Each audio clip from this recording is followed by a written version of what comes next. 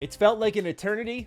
It's been a week, but it's finally happening. We got an update on when we're finally going to learn more about the Xbox business. What's happening with Game Pass, what's happening with exclusivity. Hopefully some clarity is going to come our way. Xbox posted an official tweet on their account saying, please join us for a special edition of the official Xbox podcast.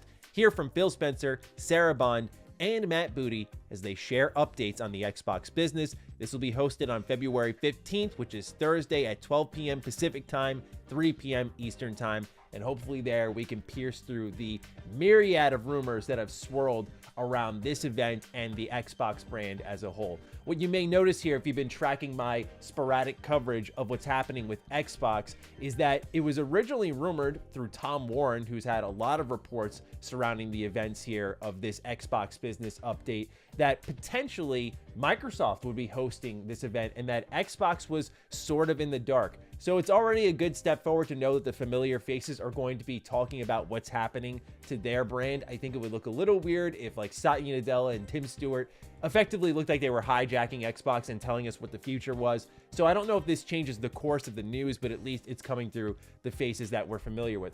What's more interesting is right now there's a rumor of a Nintendo Direct soon upon us, as soon as Thursday. According to this tweet here from Stealth40K, a Nintendo Direct is rumored to be scheduled for February 15th. If it's a regular Nintendo Direct, it'll be announced on Wednesday. If it's a partner Direct, maybe it's shadow dropped on Thursday. Yeah, funny that right now we have a rumor of an Xbox game known as Hi-Fi Rush, pretty much confirmed to be going to Switch thanks to some data mining that's been done. And it looks like Xbox wants to share their business update the same day that that game might be announced. So it'll be interesting to see if their business update arrives after or before the Nintendo Direct. But nonetheless, I feel like it's interesting that these two have synchronized. Now, amidst all of this, there's been swirling rumors, even more than what we covered last week. And that's why I was surprised with how quiet Xbox has been. The only official statement we had before this tweet from the Xbox account was just Phil Spencer saying, hey, there's an update coming. And my stance is still firm on the idea that you don't announce a business update if everything is staying the same. Otherwise, you stomp out the rumors, you say they're not true, you do a press release, and you call it a day and move on from there. So something clearly is shifting, and I imagine it's going to be starting with Hi-Fi Rush and Sea of Thieves. And what we'll see, what's going to be firmed up is the extent of the multi-platform approach from Xbox. Is anything changing with Game Pass? I'll make a full video on my expectations and where I feel things will fall. But right now, that's where we stand. The rumors, though, continue to mount. So much so that apparently Xbox is pretty surprised by this. So we have a lot of reports here from PureXbox.com, one of my favorite sites to go to for Xbox coverage. The article is titled, Xbox supposedly very surprised at the extent of the latest rumors. This comes from Tom Henderson, owner of Insider Gaming, who said, make of this what you will, but speaking with a few folk over there, they, Xbox, was very surprised at the extent of the rumors because nothing was set in stone apart from Hi-Fi and Sea of Thieves from what I've gathered. Honestly, sounds like for the most part, it's been a prime example of Chinese whispers or people just making stuff up. It will be very interesting to see what is said because the rumors seem to be fueling decisions that might need more time in the oven, so to speak. It's all actively being discussed. It'd probably cause more drama if they said we're discussing it. That's why it'll be interesting to see what they say because the rumors have just sped up the amount of time they have to decide. Now, we'll talk about the back and forth between leakers and journalists on how they've put out reports, some affirming that the reports are still accurate, others reeling things in slightly. We'll talk all about that toward the end of the video. I want to focus more on the information that's swirling now. This is the big one Xbox definitely has to address. How are you going to distinguish if Hi-Fi Rush and Sea of Thieves are leaving the platform?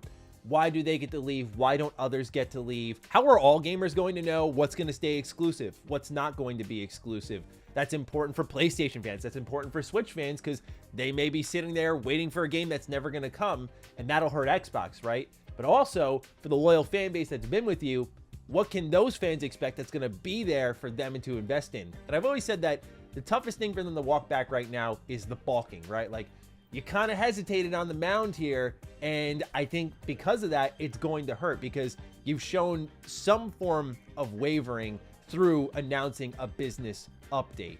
Even if it's come through a myriad of leaks, they've affirmed that there is some degree of truth to them because there's a business update and not just an outright saying like, no, this is incorrect. It'll be very interesting to see their approach here, as Tom had said.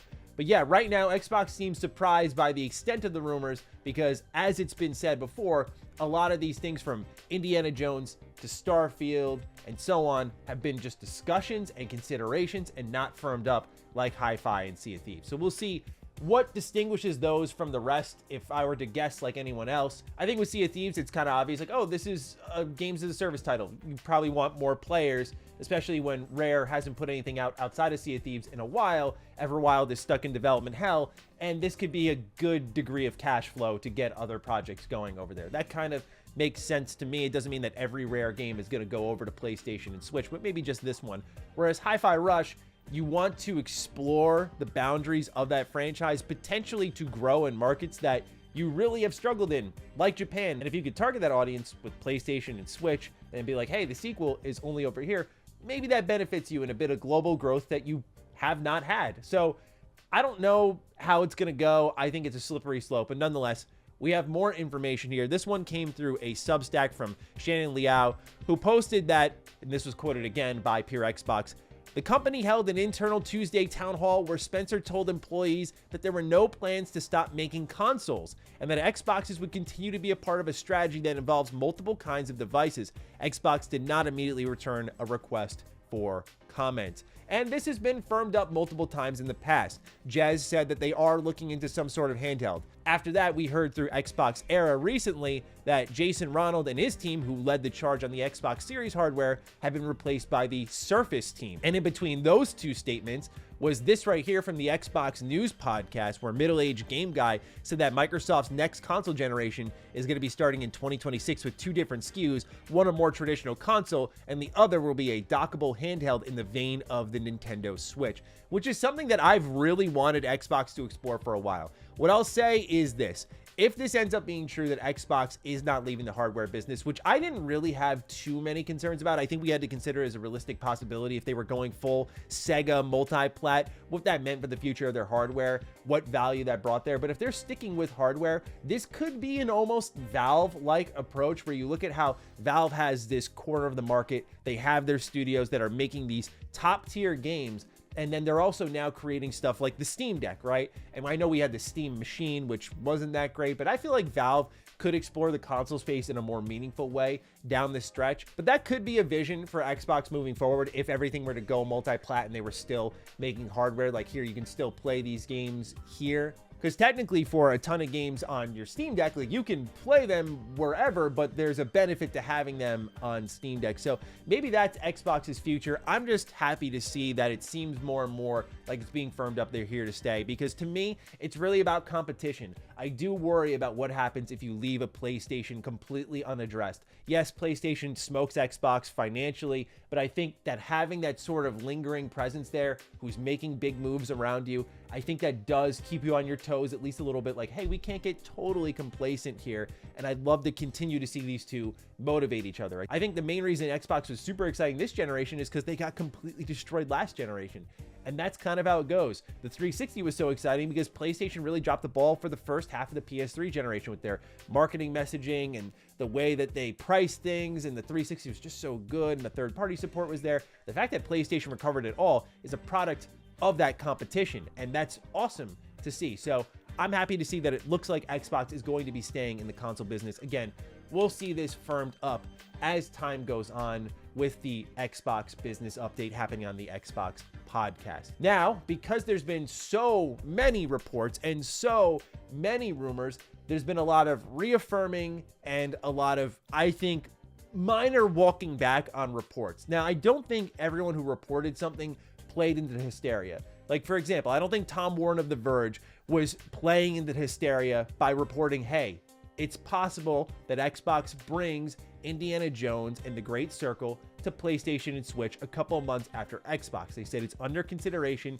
and if you're mad at them, you should really be mad at Xbox, not the messenger here. He did post on his Twitter account, "Don't make me tap the sign," which is saying, worth stressing, that Microsoft considering Xbox exclusive games for PS5 doesn't mean they 100% will do so. There's been more definitive rescinding of information like Nate the Hate, who was one of the first to affirm the reports from Xbox Era about Starfield coming to PS5. And what he says now on his personal Twitter account is, over the course of the week, I've rechecked the info mentioned below, and the information suggesting Starfield was PS5 bound is false. I will not delete the tweet. I will own the mistake.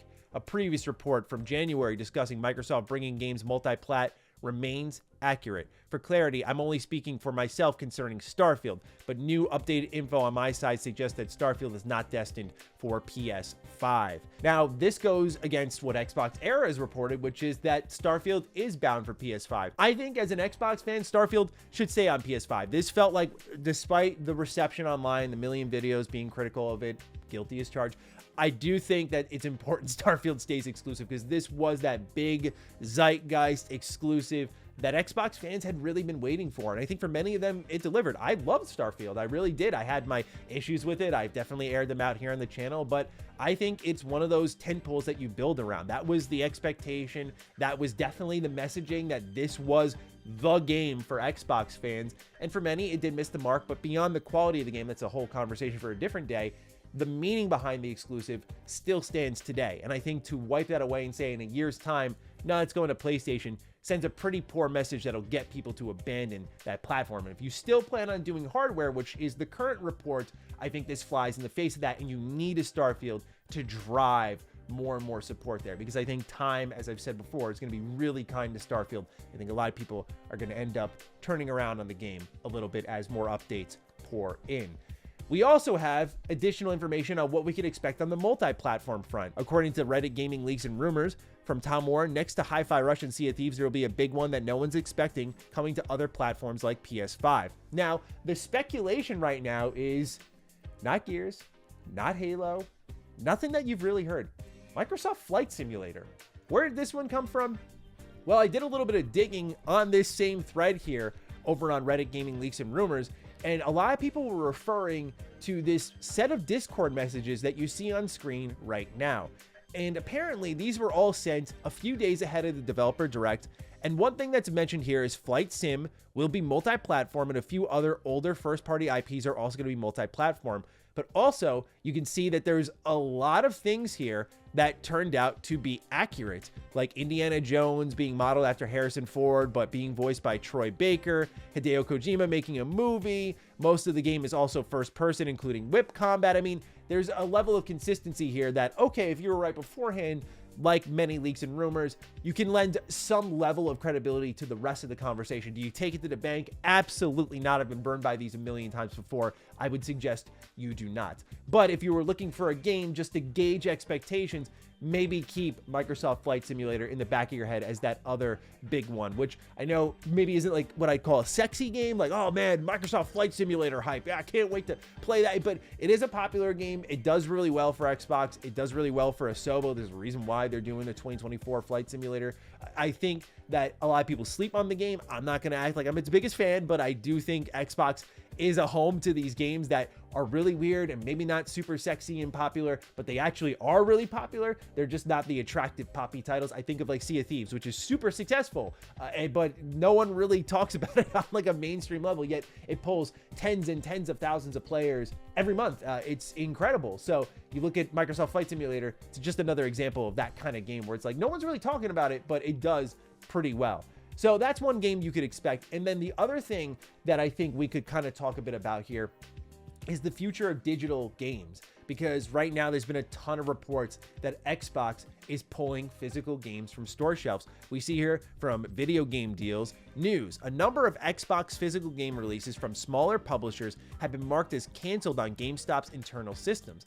Games are also listed as currently unavailable on Amazon. Other platforms are still available for pre-order. Now, these are smaller games, and I think what's happening potentially here is one of two things. One, Xbox, we've heard and seen through the layoffs, is pulling back on their physical games division, and they're pushing more and more into digital, and that's something they're gonna have to make clear in, I think, this official Xbox podcast. The other thing that could be happening here is, as much as I love physical games, my set kind of speaks for itself here, I do think people don't consider, I don't know the exact cost, but it does cost money to make physical copies, from the disc to the case, to the cover art, to any inserts you want to put in there. That's why we started to get less and less in those inserts, because the inking costs, the illustrative costs, and so on to print these thick, fat manuals. It was awesome back then. I wish they did it now. They probably never will do it again, unfortunately, because it saves a lot of money. So if you're a small developer and you have to decide whether you're putting more money into your game, your product, which you hope will speak for itself, or a physical copy that'll sit on store shelves when you don't really have the marketing to beef it up, you're probably going to go in one direction. Now, it's also possible that given the amount of rumors surrounding Xbox and their lack of commitment, indie devs are understandably hesitant to go all in. If you're not going to be here physically, like, why are we going to print copies for this? That's money we could have put towards more PS5 and Switch copies even, right? It's a business decision. Now, as like an indie game dev, like, our game's not at that stage yet, but I'm definitely watching what Xbox is doing closely from a development standpoint and thinking, okay, what is your commitment to someone like myself? Are you going to be here as a place for me to release my content to more players, right? I think that's super important, right? So I definitely am watching it from that angle. I'm sure many others are, and potentially some are reacting in stronger ways than others. But that's kind of the rumors surrounding the entire Xbox business event as we approach it on Thursday. Naturally, I'll have a video out that day discussing whatever comes of it. I will also have a video discussing my expectations of it, and something happens in between. We'll be here to talk about it. I'm looking forward to getting your thoughts down below, so please do fire away. With that, take excellent care of yourselves, and I'll see you next time around. Stay sexy, stay active. I love you all. Peace.